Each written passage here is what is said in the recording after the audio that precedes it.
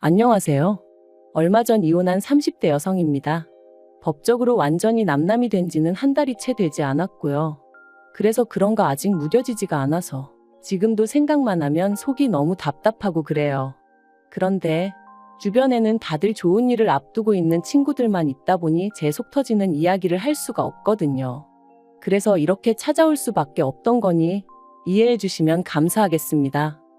제가 이런 상황에 놓이게 된 연유를 이야기하려면 일단 남편이란 작자부터 어떻게 만났는지 말씀드려야겠네요.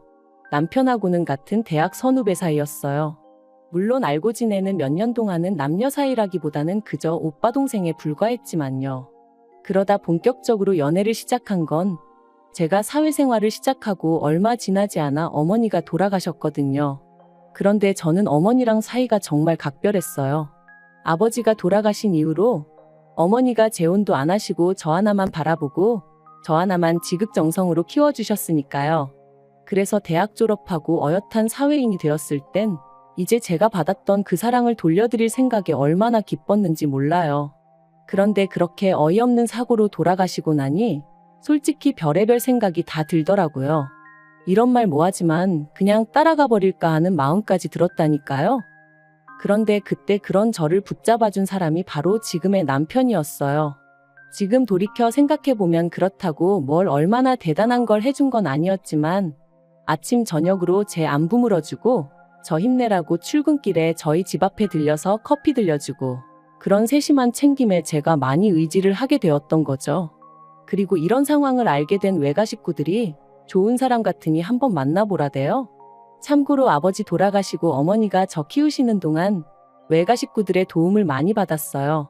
외삼촌의 도움으로 어머니는 계속해서 직장 생활을 이어나가실 수 있었고 외할머니가 건물을 어머니한테 일찍이 증여해 주신 덕분에 경제적인 곤란도 피해갈 수 있었으니까요.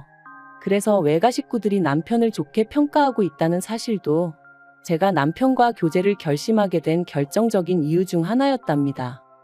남편과는 이후로 3년을 만났는데 만나는 동안 드라마에서나 나올 듯이 격정적이고 불같은 사랑을 한 것은 아니지만 그래도 늘 한결같고 별 탈 없는 날들이었어요. 그리고 그때도 저는 제가 가장 힘들었던 시기에 남편이 제 옆에 있어줬다는 것에 대한 고마움을 간직하고 있었기에 결혼은 당연히 남편이랑 해야겠다고 생각하고 있었거든요. 그래서 남편이 결혼하자고 했을 때 고민 없이 좋다고 했고요. 그런데 시댁에 인사를 드리러 갔던 날 솔직히 저는 여러 가지로 불편한 느낌을 받았습니다. 어머님 아버님 중 그나마 아버님은 워낙 말수도 없으셨고 그래서 잘은 모르겠지만 어머님은 아니셨어요. 남편이 말하길 이미 제 가족관계라던가 제가 처한 상황에 대해서 충분히 말씀을 드렸으니 껄끄러운 이야기는 안 해도 될 거라고 했었는데 어머님께서는 마치 아무것도 모른다는 표정으로 이것저것 저희 부모님에 대해서 물으셨으니까요. 특히나 일찍이 돌아가신 아버지에 관해서 물으실 때는 저도 생각지도 못했던 질문을 자꾸 던지셨는데 그럴 때마다 제대로 대답하지 못하는 제 자신이 얼마나 한심하게 느껴지던지요. 그리고 저희 어머니가 돌아가신 사고에 대해서 자꾸 물어보시는 것도 너무 불편했어요. 특히나 보상은 어디서 어떻게 얼마나 받았는지 그런 걸 물어보시는데 얼마나 껄끄러웠는지 몰라요. 그나마 남편이 뭘 그런 것까지 물어보시냐며 중재를 해주지 않았다면 정말 눈물 콧물 흘리며 뛰쳐나올 뻔했다니까요.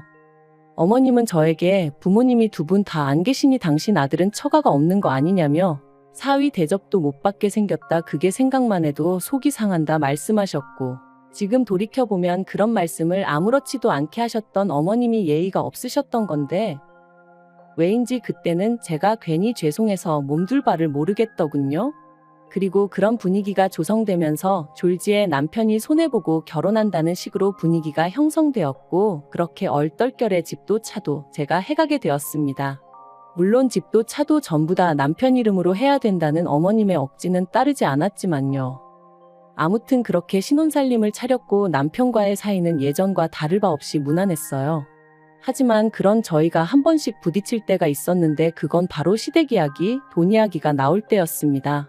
특히나 어머님은 결혼 당시에도 말도 안 되는 혼수를 요구하셨는데 제가 들어드리지 않았거든요. 그랬더니 그때부터 걸핏하면 저희 집에 찾아오셔서는 말도 안 되는 트집을 잡기 시작하셨죠. 한 번은 제가 신혼이고 하니 좀 좋은 그릇을 써보고 싶은 욕심이 들었어요. 그래서 브랜드 그릇 세트를 장만했는데 그걸 굳이 저희 찬장을 다 열어보시다가 발견하시곤 이게 얼마짜리냐며 이런 거 남한테 보여줄 것도 아닌데 대충 쓰면 되지 돈이 썩어나서 이런 데다가 쓰냐.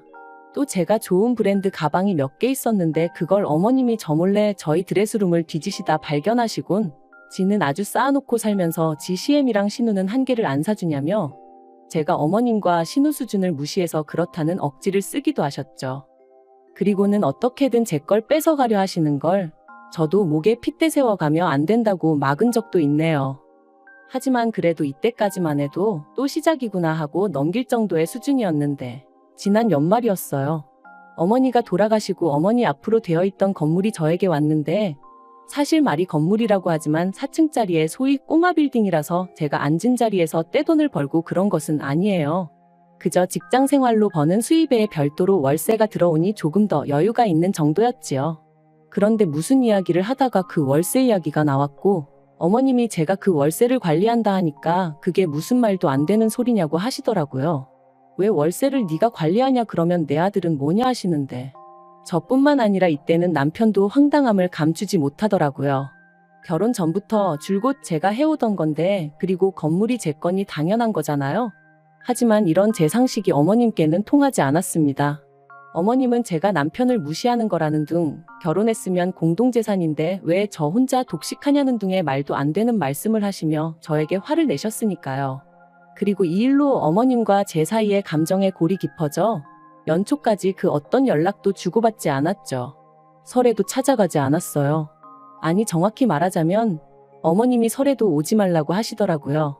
제대로 반성하고 용서를 구할 것이 아니면 당신 눈에 띄지 말라면서요. 그리고 저는 반성할 일도 용서를 구할 것도 없었기에 어머님이 말씀하신 대로 찾아뵙지 않았던 거죠. 물론 남편은 그래도 그냥 말이라도 죄송하다 하면 될 거 아니냐 했지만 당시 제가 판단하기에 매번 말도 안 되는 어머님 말씀에 제가 조아리고 허리를 숙여대다간 평생 끌려다니며 살 것 같았거든요. 그래서 아니라고 안 가겠다 한 거였죠. 그런데 이때 저는 솔직히 남편이 제 입장을 이해해 줄 줄 알았어요. 남편 본인도 어머님이 억지를 쓰고 계시다는 건 알고 있었으니까요. 아무튼 그렇게 설 때도 찾아뵙지 않았고 한동안은 불편한 듯 편하게 살겠구나 싶었는데 4월의 마지막 주말이었어요. 평소와 다름없이 느지막이 일어나 간단히 점심 식사를 하려는 찰나였는데 현관벨이 울렸습니다. 그래서 밖을 확인하니 어머님과 신우가 와 있더라고요. 황당했지만 그렇다고 문전박대를 할 순 없었으니 얼떨결에 집 안으로 그 두 사람을 들였습니다. 그리고 집 안으로 들어오는 두 사람의 눈은 말 그대로 이것저것 훑어보느라 정신이 없었죠. 늘 그런 식이었으니 별로 놀랍지도 않았지만요. 아무튼 제가 주스 한 잔씩 따라주고는 어쩐 일로 오셨냐 물었습니다. 참고로 남편은 주말 아침마다 축구를 하러 갔기에 그때 집에 없었고요. 어머님은 주스 한 잔을 거의 원샷하듯 들이키시고는 당신이 곰곰이 생각을 해보셨다더니 말씀하시기를 제 건물 1층에서 신우랑 카페를 해야겠답니다. 당신도 집에만 있기가 갑갑하고 신우는 체력이 약해서 직장 생활은 어려워하니 이참에 두 사람이 같이 카페라도 해볼까 한다나요? 그리고 제 대답은 당연히 안 된다였어요. 일단 제 건물에는 이미 카페가 들어와 있었고 그 카페 주인은 사촌 동생이었거든요. 그렇다고 공짜로 하고 있던 것도 아니고 월세 따박따박 내가며 하고 있었고요. 하지만 어머님이랑 신우가 그 자리를 차지한다면 단언컨대 절대로 월세를 낼 사람들이 아니었어요. 가족이니 어쩌니 해가며 그냥 눌러앉을 게 뻔했죠. 그리고 카페 일이라고 성실히 할 사람들도 아니었어요. 특히 신우는 대학을 졸업한 뒤 아르바이트만 전전하며 지내는 사람이었는데 그나마 아르바이트도 한 곳에서 6개월 이상 한 적이 없었으니 아무튼 멀쩡히 장사 잘하고 있는 사촌동생을 두고 제가 그 두 사람에게 자리를 내줘야 할 이유라. 아무리 머리를 쥐어짜내도 정말 요만큼도 떠오르지 않더라고요. 그래서 안 된다고 했습니다. 그랬더니 이제 이 일로 난리가 났어요.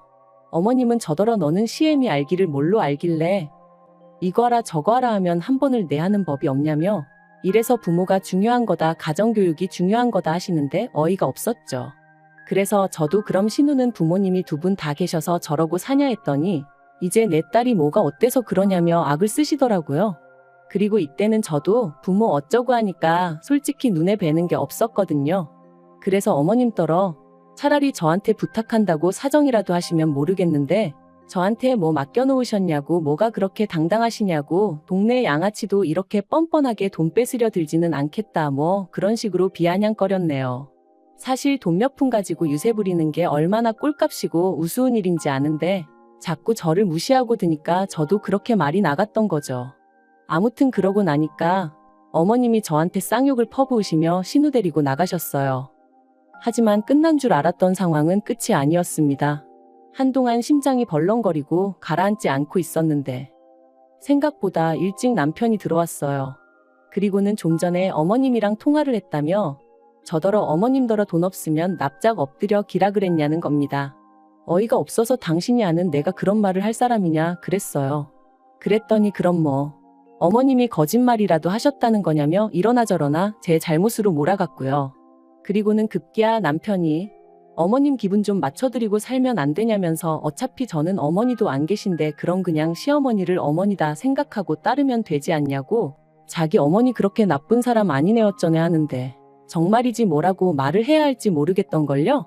그래서 제가 어머님은 나를 딸처럼 생각해 주시냐 물었습니다. 당신이 보기에 어머님이 신우를 대하는 거랑 나를 대하는 거랑 같아 보이냐고요. 하지만 남편은 계속해서 어머님의 잘못을 인정하지 않았고 어떻게든 오로지 제가 숙이고 들어가기만을 바랬습니다. 그러더니 급기야는 한다는 말이 그러면 앞으로 자기는 회사 월급 받아서 전부 다 시댁에 주겠다대요? 어머님이나 신우나 어떻게든 돈을 벌어보려고 저한테 부탁을 했을 텐데 제가 안 들어줘서 이렇게 되었으니 그 책임을 자기라도 져줘야 하지 않겠냐면서 말이죠. 그래서 그러면 그냥 이혼을 하자고 했어요.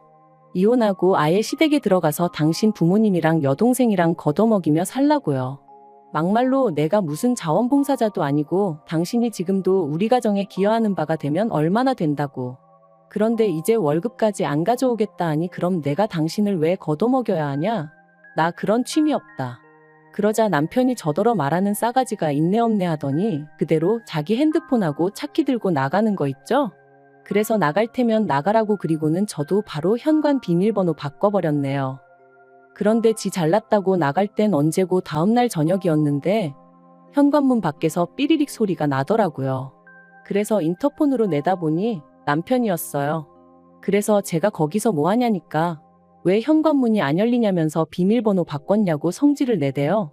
어이가 없어서 그래 바꿨다. 내 집인데 내가 바꾼 게 무슨 상관이냐 해버렸습니다. 그랬더니 저더러 진짜 해보자는 거냐면서 너 이러면 나랑 못 살아 이러는 거예요. 그리고는 자기까지 저를 떠나면 제 옆에 누가 있기나 하겠냐면서 애비애미 다 죽고 남편한테 버림받고 사람들이 얼마나 비웃겠냐는 거였죠. 그리고 그런 소리를 듣고 있으니까 정말 온몸이 부들부들 떨리더군요. 내가 한 입을 덮고 살던 사람이 이렇게 비열한 사람이었나 싶은 게. 그런데 그때 사실 제 옆에 외삼촌하고 사촌동생이 다 있었어요. 제가 당장 월요일에 남편은 출근해야 하니까 분명히 지 옷이든 뭐든 가지러 올 것 같았고 그러면 단둘이 마주쳐야 하는데 그게 왠지 겁이 나서 와달라고 부탁을 했어가지고요. 그러니 저희 외삼촌과 사촌동생까지 남편의 막말을 다 듣게 되었죠. 외삼촌이 뭐 저런 놈이 다 있냐 하시면서 단박에 뛰쳐나가셨어요. 사촌동생도 같이요. 그리고 저희 사촌동생이 지금은 카페를 하고 있지만 원래 유도선수 출신이거든요. 그래서 동시에 두 부자가 남편을 가로막고 서가지고는 방금 뭐라 짓거렸냐 다시 말해봐라. 그러니까 저한테 막 퍼부어댈 땐 언제고 찍소리도 못하더라고요. 자기가 홧김에 한 말이지 진심은 아니었다 뭐 그런 뜻이 아니었다 해대면서 말해요. 그 꼴이 얼마나 우습던지. 아무튼 그런 소리까지 듣고도 남편이랑 살겠다 생각하면 제가 말 그대로 배알도 없는 X 아니겠어요? 남편한테 헤어지자 했습니다. 네 말대로 부모도 없지만 그렇다고 너라도 있어달라고 매달릴 만큼 나 궁하지 않다고 너 같은 건 트럭으로 갖다 줘도 싫다 그랬네요. 그리고 그제서야 남편이 사람이 살다 보면 말실수도 하고 그럴 수도 있는 거 아니냐며 자기도 제 말이 거슬렸던 적이 한두 번 있던 게 아닌데 자긴 다 참았답니다. 그런데 저는 왜 못 참아주냐면서 너무하네 어쩌네. 하지만 그러던지 말던지 결국 협의이혼으로 잘 마무리되었어요. 제가 타던 차 남편한테 준다고 했거든요. 그거라도 줘야 먹고 떨어져 나갈 것 같아서 그런 거니 바보같이 그걸 왜 줬냐 그러지는 마셔요. 저한테는 그런 거라도 주고 남편에게서 벗어나는 게 그 무엇보다 중요한 일이었답니다. 남편한테는 지금도 사실 연락이 와요. 자기가 반성 많이 하고 있고 시부모님도 신우도 저한테 많이 미안해하고 있다면서 이번 일을 통해서 우리 진정한 가족으로 거듭날 수는 없겠냐? 한마디로 개수작 부리는 거죠. 물론 저는 웃기고 앉았다고 됐다고 했고요. 그리고 어디 가서 죽어도 소식 전하지 말라고 했네요. 하나도 안 궁금하고 알고 싶지도 않으니까. 그래도 쪽팔린 것도 없나 봅니다. 계속 미안하다 기회를 달라 해대는 거 보면 말해요. 하지만 걱정 마세요. 정말 요만큼도 흔들리지 않을 거니까요. 하늘에 계신 부모님이 저를 보시고 더는 걱정하고 눈물 찌으시는 일 없도록 살 겁니다. 제 인생은 제 거니까요.